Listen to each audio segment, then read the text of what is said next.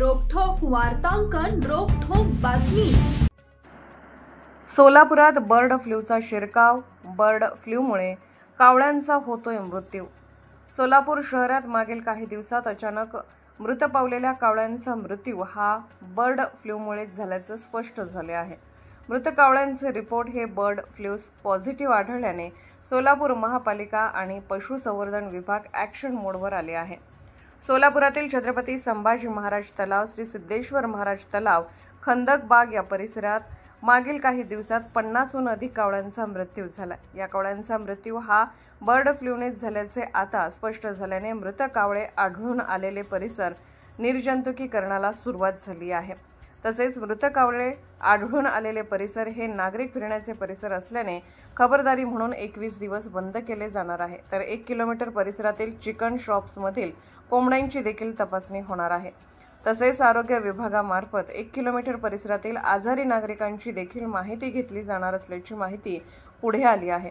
मात्र अद्याप कोंबड्यात आणि माणसामध्ये कोणत्याही पद्धतीने बर्ड फ्लूचा शिरकाव झालेला नाही, त्यामुळे घाबरण्याची आवश्यकता नाही असे आवाहन प्रशासनाने केले आहे। सोलापुरात किती पोल्ट्री फार्मची नोंद आहे तुमच्याकडे? सोलापूर जिल्ह्यामध्ये आपण आमची जी संस्था आहे जिल्हा पशुवैद्यकीय सर्व चिकित्सालय आणि जे सोलापूर जिल्ह्यामध्ये आमचे जिल्हा परिषदचे आणि राज्य शासनाचे मिळून 209 दवाखाने आहेत। या 209 दवाखान्यामार्फत आम्ही दर 3 महिन्याला सर्व्हेलन्स करत असतो या आजाराचा आणि त्याचे दरमहा सॅम्पल दर 3 महिन्याला आम्ही रेग्युलर पाठवत असतो। आतापर्यंत आपण विविध आजाराचे जनावरांचे जवळजवळ 1600 सॅम्पल या वर्षामध्ये 24-25 मध्ये पाठवले आहेत आणि त्याच्यामध्ये बर्ड फ्लूचे सुद्धा 320 साधारणतः सॅम्पल पाठवले होते, परंतु ते सॅम्पल रेग्युलर आमचे निगेटिव्ह आलेले आहेत। परंतु ह्या मृत अचानक कावळे मृत झाल्यानंतर एक बगळा, 2 घारी आणि कावळ्यांचे आम्ही सॅम्पल पाठवल्यानंतर मात्र त्याला H5N1 हा व्हायरल डिसीज आहे, विषाणूजन्य डिसीज आहे आणि ज्या ठिकाणी सोर्स ऑफ इन्फेक्शन किंवा ज्यावेळेस स्ट्रेस वगैरे उन्हाचा स्ट्रेस असेल, ताणतणाव वाढेल, इम्युनिटी कमी होईल पक्ष्यांची, त्यावेळेस या प्रकारचं व्हायरल इन्फेक्शन पक्षामध्ये होऊ शकतं। मानवीमध्ये झुनोटिक आजार हा झुनोटिक म्हणून गणला गेलेला आहे, परंतु अलीकडच्या काळामध्ये मानवाला झालेली उदाहरणं फार दुर्मिळ आहेत, फार कमी प्रमाणात। पोल्ट्रीवाल्यांना काय आवाहन करा, म्हणजे त्यांना काय काळजी घ्यायला पाहिजे? पोल्ट्रीवाल्यांना आमचे जे दवाखाने आहेत, आमचे जे पशुवैद्यक आहेत, त्यांना सर्वांना सूचना दिलेल्या आहेत की त्या पोल्ट्री फार्मला भेटी द्यायच्या, त्यांना जे बायोसिक्युरिटीच्या गाईडलाईन्स आहेत सेंट्रल गव्हर्नमेंटच्या त्याप्रमाणे त्या ठिकाणी स्वच्छता ठेवणे, फ्युमिगेशन करणे, गोठ्याची साफसफाई करणे, शेडची साफसफाई करणे, या सर्व त्यांना आम्ही प्रत्येक ठिकाणी आमच्या पशुवैद्यकामार्फत माहिती देत आहोत। हे दोन्ही तलाव आणि कंबर तलाव इथं मानवी माणसांचा येणं जाणं बंद व्हावं आणि इथं जास्तीत जास्त आजाराला म्हणजे वाव मिळू नये त्या ठिकाणी इथली स्वच्छता, इथलं फ्युमिगेशन करण्याकरता डॉक्टर चौगुले साहेब आहेत कॉर्पोरेशनचे, त्यांनी त्यांच्या मार्फत जे काय ऍक्टिव्हिटी केल्या ते आपल्याला माहिती सर नाव आणि पद सांगा। हा, नमस्कार, मी डॉक्टर सतीश सुरेश चौगुले, पशुशल्य चिकित्सक, सोलापूर महानगरपालिका।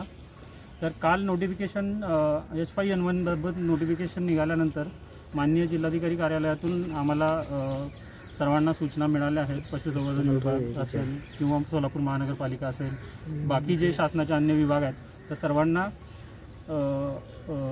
याबाबत सूचना देण्यात आलेल्या आहेत। त्यानुसार आम्ही आज सकाळी जे आपल्या इथे जिथे मृत कावळे आढळले होते त्या दोन्ही ठिकाणी आम्ही 2% सोडियम हायपोक्लोरेट आणि 2% पोटॅशियम परमॅंगनेट या द्रावणाचे फवारणी करून भाग निर्जंतुकीकरण केलेलं आहे। तसेच सदरील जो अलर्ट झोन डिक्लेअर करण्यात आलेला आहे त्याच्यामध्ये पण लोकांना येण्या जाण्यास प्रतिबंध, तसेच इतर प्राणी किंवा पक्ष्यांची वाहतुकीस बंदी घालण्याबाबत आदेश दिलेले आहेत। किती परिसर प्रतिबंधित केला यातला? किल्ला बाग, तसेच सिद्धेश्वरचा जो आपला लेक फ्रंट आहे गणेश घाट बाजूचा, आणि जे आपलं कंबर तलाव, छत्रपती संभाजी तलाव जो आहे तो जो तिथला बोटिंगचा एरिया आहे तो परिसर आम्ही बंद करतोय आणि नॅशनल ॲक्शन प्लॅननुसार 21 दिवसासाठी हा भाग प्रतिबंधित असेल। सर, ह्या परिसराच्या बाजूला चायनीज गाड्या आहेत, ते पण आता बंद होणार का?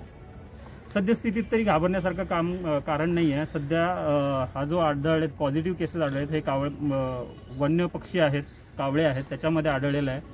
आता पशुसंवर्धन विभागामार्फत आज सकाळपासून सॅम्पलिंग झालेलं आहे. या एरियातलं 0 ते 1 किलोमीटरच्या एरियातलं सॅम्पलिंग करण्यात आलेलं आहे. ते सॅम्पल टेस्टिंगसाठी आम्ही पाठवत आहोत. फक्त लोकांना एकच आव्हान आहे की जे काही आता पशुजन्य पदार्थ आहेत, जसं अंडी असेल, मांस असेल, तर हे पूर्णपणे 100% प्रोसेस करून म्हणजे उकळून खाण्यात यावं. सद्यस्थितीत घाबरण्यासारखी कोणतीही घटना नाही आहे. तर बाकी आमच्या सोलापूर महानगरपालिकेच्या आरोग्य विभागामार्फत सुद्धा आम्ही जी चिकन विक्री दुकानं आहेत तिथल्या जे दुकानदार आहेत त्यांचे पण आम्ही जाऊन सर्वे करायला आम्ही टीम पाठवतो आहे, जेणेकरून आपल्याला कळेल की कोणी आजारी होतं का याच्या आधी तिथे. तर या गोष्टींचा मागोवा घेण्यासाठी सुद्धा आम्ही तिथे तत्परतेने टीम पाठवतो आहे. इथल्या आजूबाजूचे जे परिसर आहे हे सगळं सील होणार आता. हे सगळं हे परिसर जे फिरण्याचं पर्यटनाचं आतला किल्ला वाघेचा आतला जिथे कावळे मृत पावले होते त्या परिसरात बंदी राहील.